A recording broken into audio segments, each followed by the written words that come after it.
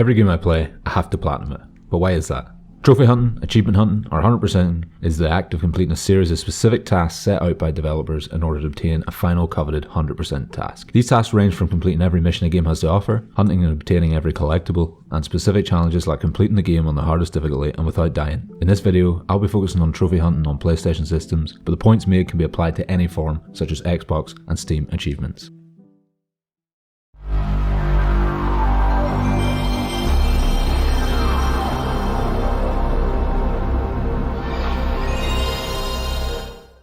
Alright, before we go any further, let's have a look at the history of trophies on PlayStation. Trophies haven't always been a feature of the PlayStation. They were actually introduced to the PlayStation 3 on July 2nd, 2008 in the form of a patch to the game Super Stardust HD.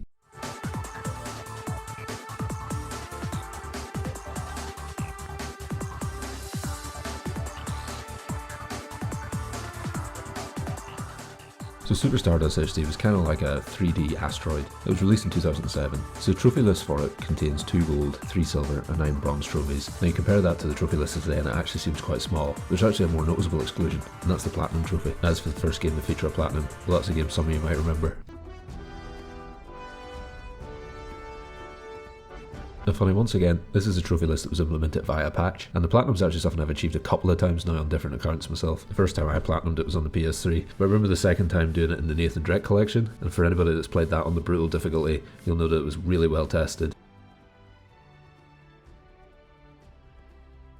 Now, as I mentioned, all of the trophy lists for these games came in the form of patches. It wasn't actually up until 2009, on January 1st, that all games submitted for certification would require a trophy list. Now, this was with exception to the PS1 and PS2 classics that were released onto the PS3. The latest update to the trophy system since its launch came on October 7th, 2020. Here, Sony updated the leveling system in preparation for the release of the PS5, so the maximum level increased from 100 to 999. The progress through the earlier levels was also made faster, and the impact to level progression by the Platinum trophies was increased. So now that we've looked a little bit at where trophies came from and how they've sort of changed through the years, I want to quickly talk about the types of trophy hunting, because not everybody does it in the same way.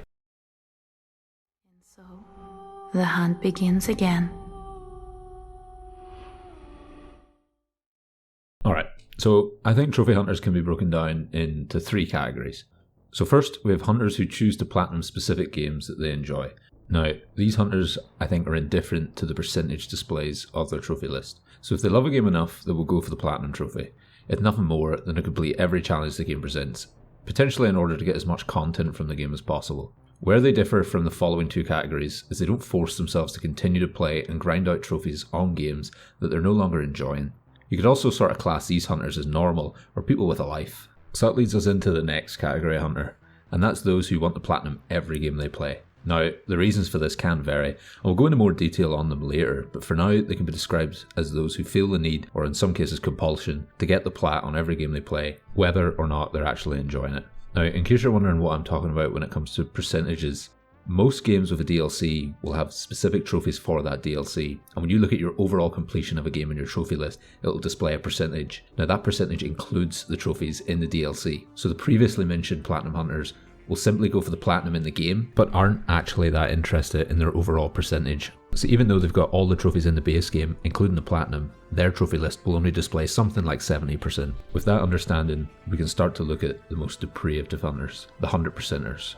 Now, 100%ers are trophy hunters who not only seek the platinums for the base game, but also want to get all the trophies for the DLC as well. Now, not only does this add a considerable amount of time in some cases, like The Witcher 3 with its massive 2 DLCs, but also an extra amount of money spent on every game. Now, admittedly, I fall deep into this category, to the point on my PlayStation 4 I actually deleted several accounts and started all over just because my trophy list contained games I couldn't bring myself to 100% or were unable to because of the dreaded unobtainable trophy. Now, I totally understand when you hear that, it sounds absolutely mental. And to be honest, when I tell my friends about it, I'm generally met with bewilderment. Bro, what are you talking about, man? These are accounts that I've actually bought games on and have lost to the flow of time just because I couldn't get 100% on a game I might not even like. Now, this includes games that I've already platinumed, but because of the DLC trophies, I haven't 100% at the game. And this leads me to my first potential reason why we do what we do.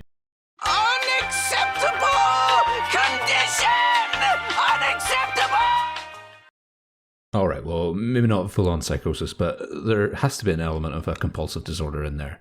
To look at a list and delete an account with hundreds of not only hours but pounds in games may sort of seem like madness to most people, and guess what? It is.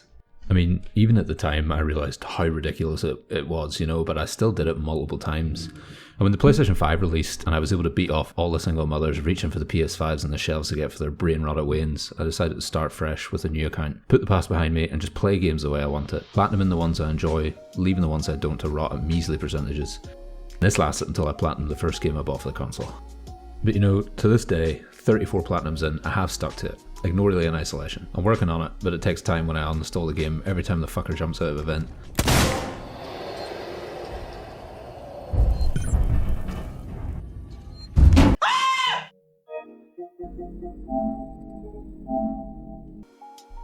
I have to say I've really enjoyed it. Yes, there are some trophies I've had to watch the same 3 HP Bomber guide videos on repeat to obtain without losing more of my sanity, but overall it's been a great experience. I think it leads into my other struggle, letting myself enjoy things. A busy job, fiance, exercise, cooking, cleaning, doing the big shop, showering, shaving, sleeping. I find it hard to allow myself to just sit and relax. Something about aiming for trophies helps me justify my time playing games, as not just waste it, but in an effort to obtain something tangible.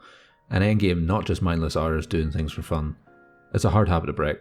Sometimes I ruin games for myself by starting right away with the aim of getting all the trophies and barely focusing on the important part, the experience.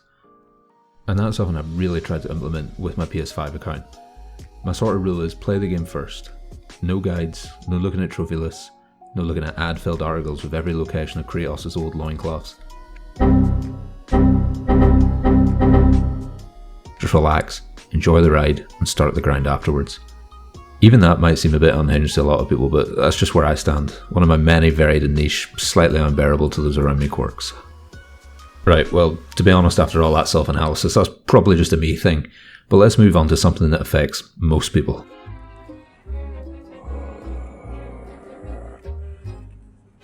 If I were a rich man. Some things don't require as much insight. The reality is much more simple and common to all hobbies. Money. Stagnant wages, raising inflation, tariffs, and life-size Hatsune Miku dolls are just some reasons people are buying less games. US sales have declined around 11% compared to this point last year, so it is making an impact. Some just have less money to spend on games when there are so many important things like bills and food, and again, the Hatsune Miku doll that like a guy married in Japan, which is real, I swear. So what does this mean? Well, when people do want to buy games, they look at more than just what streamers are getting paid millions to play. God is back! Look at the reload! Oh my god, bro. Oh, hell no. Things like the cost per hour of games. This is the expectation that spending $60 on a new game should net a player roughly 60 hours. Now this could be easily achieved on multiplayer games. I didn't even really like the last COD game, but I still managed to rack up over 90 hours without even realising it, just trying to get the trophies. But for story-driven single-player games, this could be a lot less. With some examples like Fallout, this usually isn't the case, but with a campaign, for example like Alien Isolation, if we were to just play through it, we would probably finish the game in around 9 hours. Now, of course this differs in playstyle. For me it would take close to 50 with a constant hiding in lockers and pausing the game anytime I hear hissing, but for the braver gamer this would probably lead to $7 every hour based on game price at release, which is obviously vastly different to that $1 per hour that we're looking for. So how can you extend this to really get your value for money from the game? Well, trophy hunting of course. Based on PSN Profile's guide, if we followed it to the letter, we would finish the game in 25 hours. Now these estimates are always based on the minimum amount of playthroughs, but with my new philosophy enjoying the game with a blind playthrough, we can add probably another 9 hours on top. If we platinum the game in these 34 hours, we would probably have got around $1.50 per hour on the game. Now trophy hunting can be a way to make us feel like we've gotten the maximum amount of value out of our games. In some cases I feel like by the end I've gotten everything out of a game, and I may delete it to never play it again. But it doesn't mean I've wasted money on it. Games aren't made to be played forever. Sometimes the experience is a one and done, and that is okay. Right, well, with the always fun concept of money covered, now let's get into the final reason why I think people platinum games.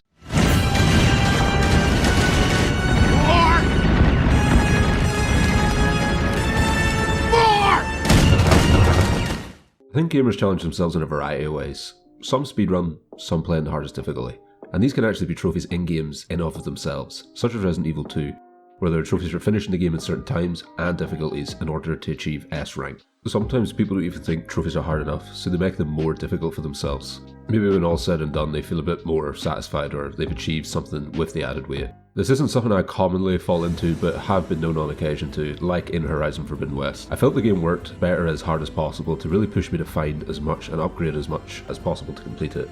This led to me achieving trophies just by making Aloy as strong as possible. It's entirely possible. Before I have to fight a maximal T-Rex with bow and arrow. This made a platinum that takes around 30 to 40 hours, take just over 100. So in conclusion, there are many reasons hunters do what we do.